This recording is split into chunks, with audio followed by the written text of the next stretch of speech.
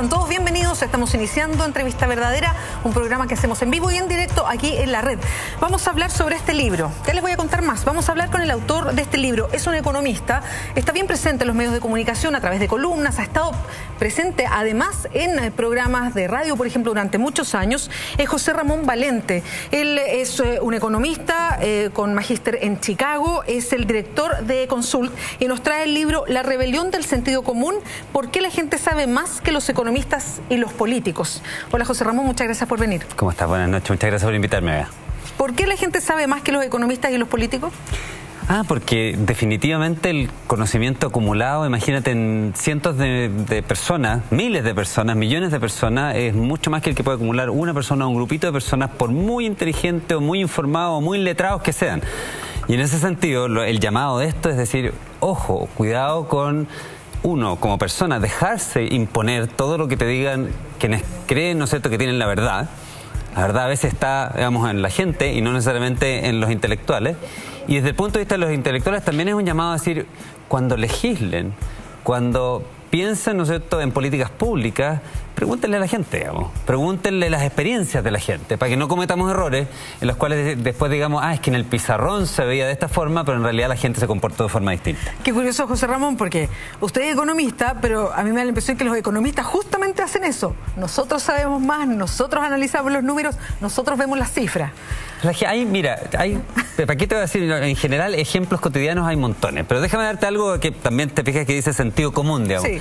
El sentido común está muy arraigado en la gente. La gente habla del estómago, mira, esto me suena mal o me tinca, la gente dice mucho me tinca, sí. Esas tincadas, normalmente lo que están apelando es a las experiencias que la gente ha acumulado durante la vida y hace sentido común. Entonces, cosas de sentido común de la gente, la familia. Una familia típica chilena, el padre familia o la madre o ambos, primero encuentran un trabajo, una vez que tienen trabajo y tienen un sueldo, deciden, bueno, entonces vamos a gastar de esta forma el sueldo que tenemos. En los gobiernos, en cambio, muchas veces es decir, no, vamos a solucionar este problema y ¿cómo lo solucionamos? No sé, después nos arreglamos, digamos. Entonces gastan primero y después consiguen los recursos. Las familias en general, vamos a hacer lo contrario. Primero generan los recursos y después gastan. Eso es sentido común. Si ese sentido común se aplicara al nivel del gobierno, te aseguro que muchos gobiernos le iría mucho mejor. Y a usted mismo, como economista, ¿qué le pasa? ¿Dónde se sitúa? ¿Cómo se comunica con las personas justamente que tienen este sentido común? No, yo he tratado, tú lo dijiste en la introducción y te lo agradezco un montón, yo llevo 20 años yendo a programas de radio, escribo columnas y trato en las columnas de justamente bajar los comentarios económicos a cosas cotidianas. Uno, porque si uno no lo entiende a nivel cotidiano, probablemente no lo entiende y se escuda en un vocabulario difícil. Y eso le pasa a muchos de mis colegas, digamos, que se escudan en otras áreas también. En muchas áreas. Pero segundo, porque al bajarlo a un tema cotidiano y hacer la comparación de lo que es lo cotidiano con lo que es lo teórico, que lo que es difícil, la verdad que la gente lo conecta mucho mejor. José Ramón, ¿y cómo se instala usted respecto a algo que leemos todos los días en las redes y que es esta ansia de participación que existe por parte de las personas y que no hay muchos canales en Chile? En Chile solamente se vota para elegir autoridades, pero, por ejemplo, no hay iniciativa popular de ley, no existe plebiscitos, por ejemplo, a no ser que sean comunales, y la verdad es que lo hacen las comunas que tienen más lucas porque es difícil de organizar, procesos revocatorios, en fin. A propósito de esto, de que el sentido común está en las personas. Sí, pero mira, yo creo que nosotros los chilenos en general, a diferencia de lo que ocurre en otras sociedades, somos malos para organizarnos nosotros mismos, digamos. Somos re buenos para alegar. Llega una persona a la casa y se sienta con la pareja y alega ahí, con la pareja. La señora le dice al marido, mira, es que me parece mal esto, o el marido le dice a la señora, pero esa misma discusión podría llevarse, digamos, al barrio, podría llevarse al grupo de amigos, podría llevarse a una comuna, al centro de padres, y en eso somos relativamente malos. Yo creo que está en nosotros mismos el participar un poquitito más. Y este libro que yo escribí es un llamado a eso. O sea, lo que yo espero que la gente y lo digo al final del libro, yo espero que si usted terminó de leer este libro, se sienta empoderado y se dé cuenta de lo mucho que sabe respecto a los temas y por lo tanto que opine sobre esos temas, que no se inhiba de opinar sobre los temas. Y como tú bien dices, esa opinión la verdad es que uno la puede ir haciendo y construyendo en las redes de opinión. Uno puede meterse a cooperar en un centro de estudio, o uno puede meterse a cooperar en el centro padre, o puede meterse en política, digamos. Hay muchos niveles y canales. Lo importante es no quedarse simplemente con la rabia, o con la lata, o con la opinión encontrada, o, ¿no es cierto?, alegando contra la televisión, sino que participar civilizadamente, educadamente, y en tratar de que las ideas, ¿no es cierto?, de este sentido común permeen al resto de la sociedad. Es curioso, pero la forma en que usted lo describe es muy parecida a la que conversamos en algún momento con Patricio Zapata, que es constitucionalista y que se refería a la fórmula para participar, por ejemplo, en una asamblea constituyente. Esto de sentirse mucho más empoderado de lo que a lo mejor a uno le dicen. No sé, uno escucha comentarios como, bueno, si no es experto constitucionalista no puede hablar de cambio a la Constitución. Y la verdad que no, que hay bastante más sentido común, como dice el libro, por ejemplo, para participar ahí. ¿Cómo mira un proceso como ese?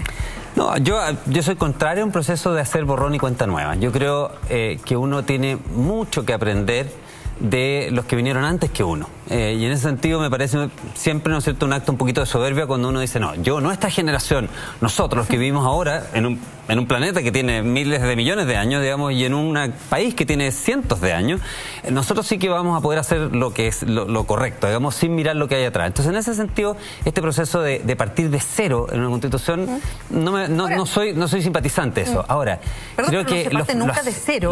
Uno parte de una base que existe. Las sociedades son vivas, las sociedades son, ¿no es cierto?, la gente está y van cambiando, y por lo tanto el hecho de ir perfeccionando, cambiando, pero sobre la base, digamos, de tener respeto, digamos, si tú quieres, digamos, por todos los que vinieron antes que nosotros, y del legado que nos dejaron y del aprendizaje que tuvieron, creo que me parece súper importante. Entonces, un proceso de cambio ordenado, de mejora ordenada, me parece mejor que un borrón y cuenta nueva. Pero entiendo, vamos, a la gente que dice, no, mira, es que la verdad que esto no me gusta por todo, entonces partamos de cero. Yo creo que con lo poco que vivimos los seres humanos, partir de cero, digamos, y el tiempo que nos puede tomar esa discusión nos puede dejar paralizados por mucho tiempo, y eso es un poco lo que no me gusta. Ahora, pero no es conceptual, simplemente te digo, yo creo que es un tema práctico, de verdad creo que está bien nosotros que los países tengan esta vocación de progreso en todo sentido, vamos, tanto de ir modificando y cambiando y adaptando sus leyes, pero también tener una mirada de futuro. Y de repente cuando uno hace estos borrón y cuenta nueva, lo que hace se queda pegado en el tiempo, y el tiempo avanza muy rápido, y uno se queda pegado, digamos, y por lo tanto se queda atrás. Ahora, hay hartos datos que uno desconoce de repente y que me llamaron la atención a propósito de lo mismo que hablamos, de los procesos de partida. Cuando uno hace un proceso como ese, jamás va a ser borrón y cuenta nueva, porque es imposible, porque hay una historia y uno mira lo que tiene y de ahí hace los cambios. Entonces, borrón y cuenta nueva en realidad es realmente imposible, creo yo. Pero hay un estudio del PNUD que dice que los países que han hecho reformas constitucionales o cambios completos a la Constitución, que son muchos, de hecho son sobre 100, tienen en promedio constituciones que duran 19 años. Y que esa es más o menos la media en el mundo de lo que duran las constituciones, excepto países que tienen constituciones que son bastante más abiertas y se van adaptando a los cambios. Y a mí me sorprendió, porque es mucho más frecuente el cambio constitucional de lo que uno piensa. Pero mira, probablemente donde mejor protegidos están los derechos de las personas, que al final lo que queremos, las constituciones básicamente son para darnos un modo de convivencia entre todos nosotros, ¿no es cierto? Y sobre todo esto para proteger a las personas de eventualmente el soberano que quiera, ¿no es cierto?, tomarse el poder y decir a las personas qué es lo que tienen que hacer. Esas son básicamente las dos cosas. Así nace, de hecho, ¿no es cierto?, en Inglaterra, donde no hay constitución, es donde nace esta idea, ¿no es cierto?, de separar los poderes, y donde nace quitarle los poderes absolutos a los soberanos, a los reyes, ¿no es cierto?, que tenían sobre los ciudadanos. O sea, es una ganancia, las constituciones son una ganancia que hemos hecho nosotros, las personas, para evitar que alguien nos mande y nos diga y nos dirija la vida y nos diga, tú vas a vivir esto y tú vas a hacer esto, esta va a ser tu profesión, y yo te mando, y por último incluso te puedo quitar la vida. Eso es un poco lo que nos protege las constituciones. Y fíjate donde han sido más exitosas, te insisto, en el Reino Unido, donde no existe la constitución, sino que existe lo que se llama la ley común, que es justamente mirar a todo lo que ha pasado y decir, mira, esta es la ley de las personas comunes, de las personas de carne y hueso, y esta es la forma que se han comportado en el pasado, sigamos esa ley común. Eso es en Inglaterra. Y en Estados Unidos, la Constitución tiene más de 200 años y es probablemente uno de los países más libres del planeta. Entonces, en cambio, aquí nosotros en Latinoamérica, no digo en Chile, sino que en Latinoamérica nos pasamos de un proceso constituyente en otro proceso constituyente, y eso nos ha impedido avanzar. Al final nos hemos ido quedando. Y eso es el susto que tengo. Te insisto, es más práctico que conceptual. Tú dices conceptualmente, ¿por qué no podemos partir de cero y hacer algo perfecto? Bueno, siempre uno en teoría, de nuevo estamos en el pizarrón. En el pizarrón, ¿no es cierto?, siempre podemos hacer algo perfecto, pero en la práctica lo que hemos visto es que tratar de hacer esas perfecciones muchas veces nos estanca. Pero qué curiosa la mirada del economista respecto a una ciudadana que, no sé, se dedica más a la periodismo, que puede ser una mezcolanza de cosas, digamos, pero como ciudadana uno piensa todo, o sea, yo miro todo lo contrario, apelando al sentido común, digamos, que a lo mejor con una constitución con una nueva constitución las cosas se moverían mucho más rápido de lo estancada que yo creo que las veo. Entonces, bueno, ¿por qué las ves tú? Te entrevista yo a ti ahora, ¿por qué tú las ves tan estancadas? No, a propósito de las discusiones que tenemos hoy día respecto al modelo, por ejemplo, respecto a cómo la riqueza del país se ha repartido en unos poquitos y el resto tiene sueldos muy bajos, no tiene, y eso es lo que quería poner en discusión también a propósito del libro, que es algo que yo he leído, que lo he visto en el libro también, y lo he visto de otros economistas, más bien del ala que cree absolutamente en el mercado, por ejemplo, y es que hablan de libertades. Entonces yo me hago una pregunta básica: ¿hay libertad realmente en Chile para elegir? Te puedo volver atrás en dos cosas que dijiste súper interesantes, digamos. Uno dijiste, hablaste de la discusión sobre el modelo, y te quiero llevar a que en realidad en el resto del mundo no existe esa discusión. En Latinoamérica existe, en Chile existe. En el resto del mundo habían dos modelos competitivos, que era básicamente el libre mercado y el socialismo-comunismo.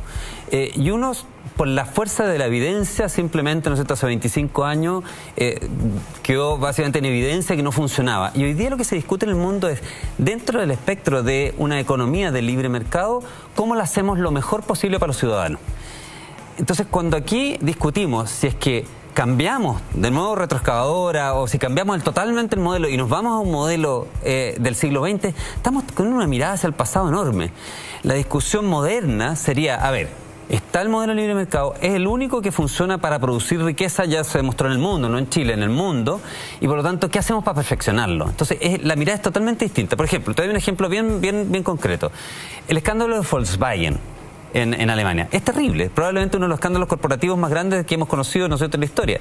A propósito de engañar en las mediciones respecto a los gastos, es decir, que los autos se fabricaban y tenían esto impecable y en realidad no lo tenían. Eran millones de autos que se vendieron, fue una promesa, ¿no es cierto?, falsa a millones de consumidores en el mundo, digamos, de una corporación de un prestigio enorme.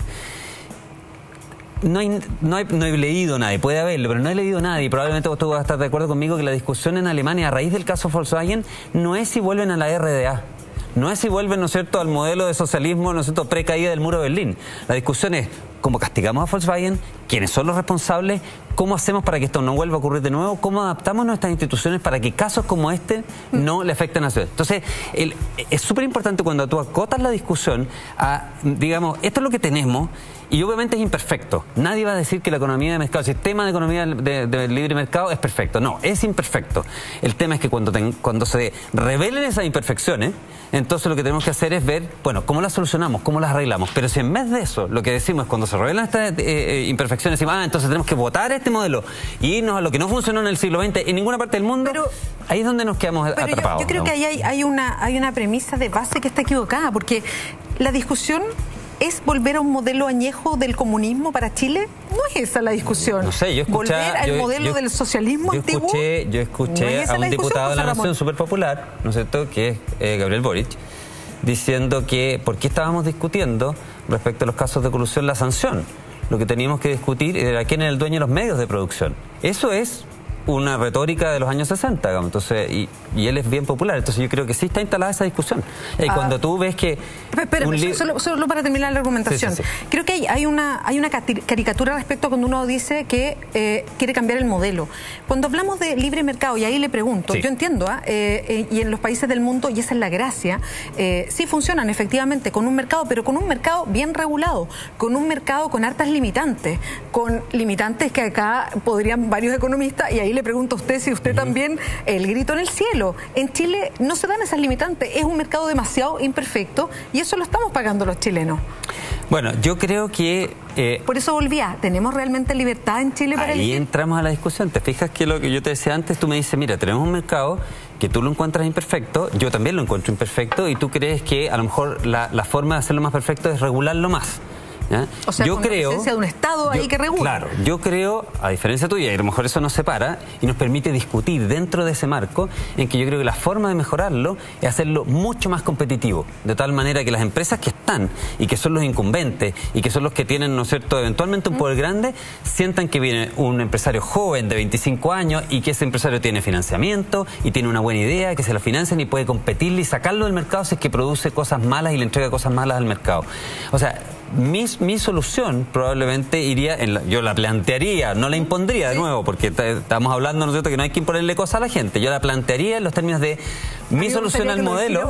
Claro, mi solución al modelo es: hagámoslo más competitivo aún para quienes tienen, ¿no sé? ¿Cómo se puede hacer más competitivo? Bueno, lo hemos ido haciendo más competitivo en Chile. Primero, obviamente, tenemos una mejor regulación antimonopolio que la que teníamos hace 10 años. Hace 10, 15 años probablemente parte de los escándalos que hemos visto o no habrían salido o no sé. Eso es uno. Pero segundo, y sobre lo más importante todavía. Pero funciona si hoy día los mercados, y lo hemos sabido después de la colusión de Confort, que ya voy a tocar ese tema como más en detalle, pero lo vemos con las empresas, no sé, de detergentes, por poner ejemplo, lo vemos con la farmacia, con los bancos, en fin, está todo absolutamente concentrado. ¿Hay espacio realmente para que esta fórmula que a uno le suena muy bonita, que venga un cabro con buenas ideas y tenga el financiamiento, pasa eso o eso es más bien lo deseable? Pasa y mucho, y la diferencia, y el país donde no solamente pasa con este cabro que dices tú, que sea un chileno, digamos. Pasa porque el cabro no es solamente un chileno, porque somos una economía súper abierta al resto del mundo. Entonces ese cabro de 25 años es un cabro que vive en Palo Alto, en Estados Unidos, ¿no es cierto? Y que hace que nosotros veamos Facebook. O es otro que vive, que salió de MIT en Estados Unidos, ¿no es cierto? Y que hace que nosotros usemos Google. O sea, ese es el que te está desafía a esta industria, de los medios, de hecho, ¿no es cierto? Entonces, en la medida que somos una economía abierta, aún siendo chico y aún habiendo pocos participantes locales, la verdad que tenemos miles de participantes en el mundo que desafían a los locales y que les ponen cota a las cosas malas que pueden hacer y los tienen acotados, digamos, ahí. Entonces, nuestra realidad de país pequeño, 17 millones de personas, digamos, y una economía que es de 250.000 millones de dólares, somos realmente chiquititos, somos bastante menos del 1% del PIB mundial, pero esa realidad, ¿cómo hacemos ese mercado para que sea competitivo? Bueno, nos abrimos al resto del mundo mucho para recibir todas las buenas ideas del mundo y, ¿no es cierto?, que esas buenas ideas desafíen a las que están aquí locales. Y eso ha ocurrido en forma violenta en Chile en los últimos 30 años. ¿Por qué tenemos tantos casos de colusión entonces? ¿Por qué sentimos que todo lo que se promete de la bondad del libre mercado no nos llega al bolsillo? No, sí te llega. Te llega, y te llega mucho. Mira, yo te voy a decir. En Confort no llega, en las farmacias no llegó, en los bancos no llega, en las ISAPRES no llega. ¿Sigo? Te digo, no, sí, sigue. Yo te voy a dar respuesta a cada una de ellas. Mira, llega primero porque cuando tú miras en perspectiva, y no solamente, ¿no es cierto?, mirando en una semana, 2 semanas o un mes, sino que miras en perspectiva y miras 30 años, nunca en 30 años los chilenos han mejorado tanto su bienestar como en estos últimos 30 años. Todos. Unos más que otros, pero todos. La pobreza se ha reducido del 40% al 7%. A ver, yo compro eso. Sí. Es verdad, la pobreza se ha reducido. Sí.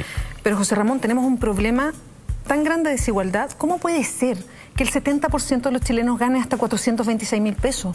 ¿Cómo puede ser que el 95% de los jubilados gane hasta 150.000 pesos?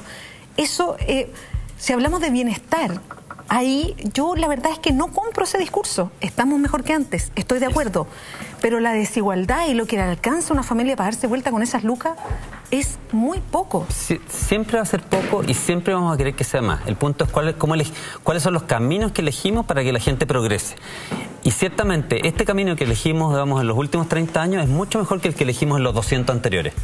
Y eso es importante, uno no puede comparar, ¿no es cierto?, esta utopía de lo que a uno le gustaría contra nada. Tenemos que compararlo respecto a lo que veníamos. Veníamos con, ¿no sé?, 200 años en los cuales no habíamos sido capaces de progresar. Y tanto es así que teníamos un 40% de los chilenos que viven en pobreza. Cuando yo era chico, en este país se hablaba de los patipelados, de los rotos, de los andrajosos, de los muertos de hambre. Esas eran las formas que tú tenías para referirte, ¿no es cierto?, y ofender a una persona. Tú la ofendías a la persona diciéndole: usted no tiene para comer, usted no tiene para vestirse. Hoy día no puede ofender a nadie y decirle que no tiene para comer y para vestirse, porque aún con esas pocas platas que dices tú, los chilenos no pasan hambre, y el problema es obesidad y no desnutrición como era hace 40 años atrás. Y los chilenos son, de Latinoamérica, de lejos, los que más ropa tienen. ¿Te acuerdas que en la última, lo que es característico, en los últimos problemas de inundaciones, de terremotos, creo que ha sido característico que te llama la atención? A mí me llama, yo soy mayor que tú, obviamente, digamos, pero me llama mucho la atención. No mucho. El llamado, ¿cuál es uno de los llamados? No traigan ropa. Yo en el año 80, las inundaciones del año 80, que estaba en la universidad, ¿no es cierto? Inundaciones grandes, me acuerdo de haber estado recolectando ropa y diarios para ir en ayuda de la gente. Hoy día el llamado es, por favor no traiga ropa. ¿Por qué? Porque los chilenos tienen con qué vestirse. Ese no es un problema. Hay otras aspiraciones, ¿no es cierto? Que educación de calidad, un transporte digno, no sé, la gente tendrá otras aspiraciones más, como viajar o tener una casa, ¿no es cierto?, con más metros cuadrados de los que tiene y mucho mejor. Siempre vamos a ir creciendo las aspiraciones, pero de nuevo, cuando miramos en perspectiva, de verdad, estos últimos 30 años han sido para la mayor parte de los chilenos mucho mejores que los que sus padres, sus abuelos o sus bisabuelos tuvieron. Estamos conversando con el economista José Ramón Valente, estamos hablando del libro La rebelión del sentido común, de varias cosas más que pasan en el país. Vamos a seguir conversando con él, hacemos una pausa y ya volvemos a Entrevista Verdadera. Verdadera, estamos conversando con el economista José Ramón Valente. Él tiene y nos presenta el libro La rebelión del sentido común, porque la gente sabe más que los economistas y los políticos. De hecho, partimos preguntándole eso a propósito que él es economista, ¿no? José Ramón, siguiendo los ejemplos que estábamos discutiendo, usted participa además de distintos directorios. ¿Cómo miró lo que pasó con la colusión del confort? Y en ese sentido, ¿hay falta más regulación? ¿Es buena la ley que castiga, por ejemplo, con cárcel? A ver, cualquier intento de colusión, y si además se concreta, es malo. Y si se concreta es mucho peor. ¿Ah? ¿Y por qué es peor, digamos, para la gente? ¿Por qué es malo, digamos, los intentos de colusión? Porque básicamente lo que intenta eso es obtener ganancias ilegítimas. O sea, las empresas, ganancias ilegítimas en el sentido de que tú vendes algo que tiene un valor de 100 y tú te coludes para tratar de venderlo más caro. Eso es básicamente lo que ocurre. Ahora, obviamente eso tiene que ser castigado y la sociedad tenemos que dar una norma para que sea castigado. A mí en lo personal creo que las penas de cárcel son contraproducentes. Y te explico por qué. Pero no es que tenga un dogma respecto al tema. Es muy personal la visión mía. Yo creo que tiene que ser castigado con multas muy altas y con castigos fuertes, pero creo que la pena de cárcel puede ser un inhibidor al emprendimiento. Y esa es mi única razón. No por ellos, porque vamos, el castigo tiene que ser muy fuerte a los que se coluden. ¿Pero le gustó lo que pasó con el caso de el CMPC, por ejemplo, de la papelera? ¿Cómo me gusta? Te acabo de decir que creo que es terrible. Reformulo.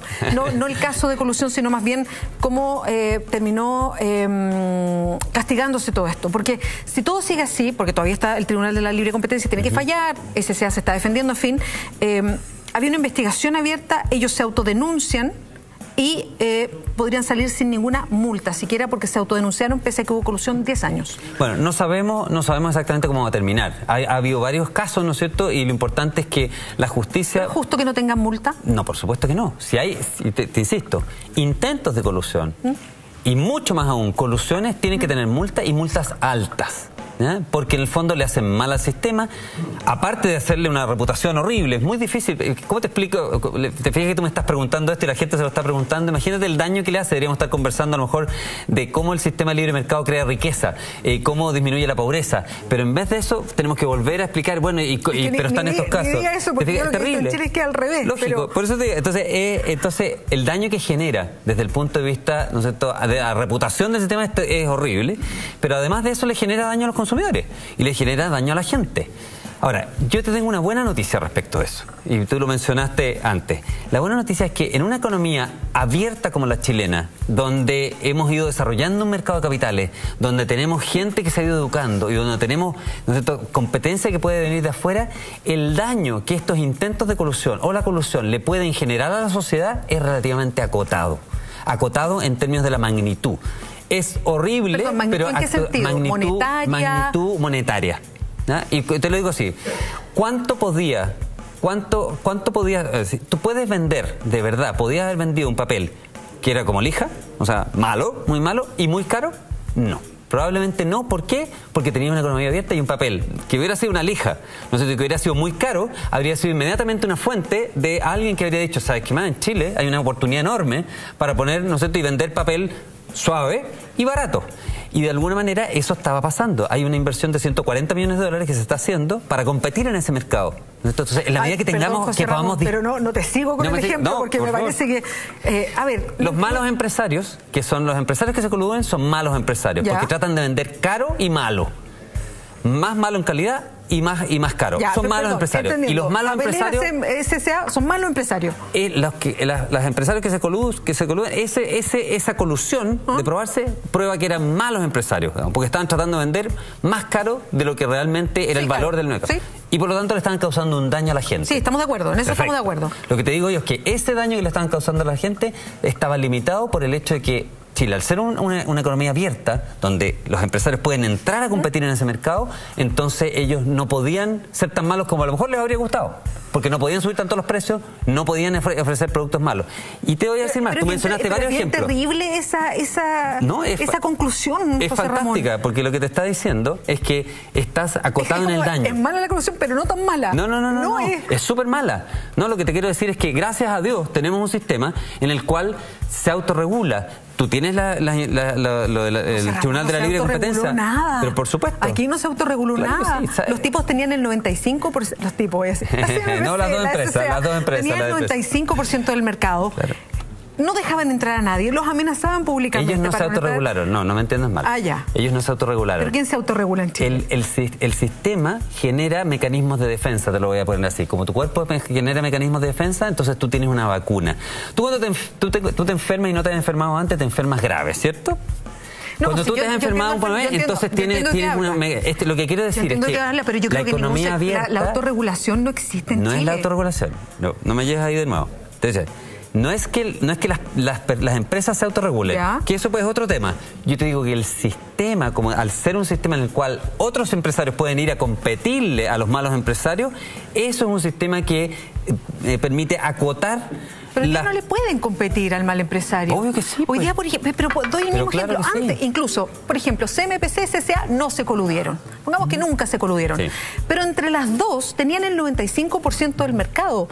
Tenían cooptado los supermercados, que es donde uno compra ahí, que son además tres supermercados. Había una empresa más. Y tienen multiplicidad de marcas, entonces uno cree que estaba comprándole a la competencia, al final es el mismo.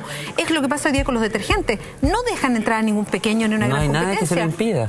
Sí, eso es lo lindo de esto. Pero es que se lo impide por la forma que están operando. No, porque no es así, porque el dueño, la medida que... Mira, si el dueño del supermercado o del almacén, tú vas con tu producto y tú vienes con tu detergente, no sé, te le dice, mira, aquí le tengo un detergente que es igual de bueno que el de este del lado y es más barato, él no tiene por qué rechazarte, no te va a rechazar. Te va a poner ahí. ¿En el supermercado? Ni en el supermercado ni en el almacén. Eso es exactamente lo que ahora está pasando. No es automático. Porque está funcionando mal, entonces. Mira, yo te decía, a pesar, y esto es bien políticamente incorrecto lo que te voy a decir, pero para hacerte el punto, digamos, pero a ti te debería gustar, digamos, si no hay nada mejor que un entrevistado, ¿no es cierto?, se haga un araquiri. Te estoy diciendo, a pesar de todo, los pollos, los remedios y el papel confort en Chile son mejores y más baratos que lo que teníamos antes y que lo que se venden en otros países de Latinoamérica. No, los remedios no. En América Latina son más baratos. Yo estaba en Argentina y en Perú comparando remedios. Es más barato. Está bien, tú tienes... Pero yo tengo, si tú ves las estadísticas, no las tengo aquí, pero tienen las estadísticas completas, los remedios genéricos en Chile, los que no son de marca, son más baratos. Y hay muchos. Y hay muchos. Tú además de comprarte un paracetamol, es botado barato. Claro, si te compras la marca que es del laboratorio, el problema es que las farmacias no están, y como son 3 y tienen el 95%. Está bien, pero solo para no quedar. No quiero que quede la sensación acá de que yo estoy defendiendo a los empresarios. Todo lo contrario. El mercado, quizás una de las cosas atractivas que tiene para la gente es que el mercado desafía a los empresarios a que o se ponen las pilas o los va a sacar del mercado.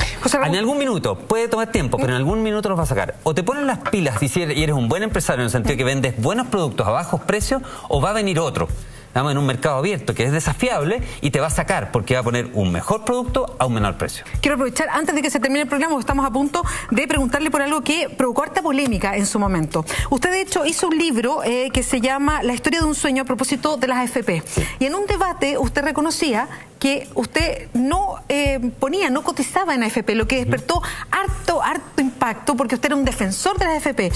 Sigo siendo un defensor de las AFP. ¿Y todavía no cotiza en AFP o sí? Sí cotiza. Empezó a cotizar. Siempre he sido, yo debo ser el afiliado más joven del sistema AFP. ¿Pero cómo, si no cotizaba en AFP? Yo debo ser el afiliado más joven y más antiguo para la edad que tengo en el sistema AFP.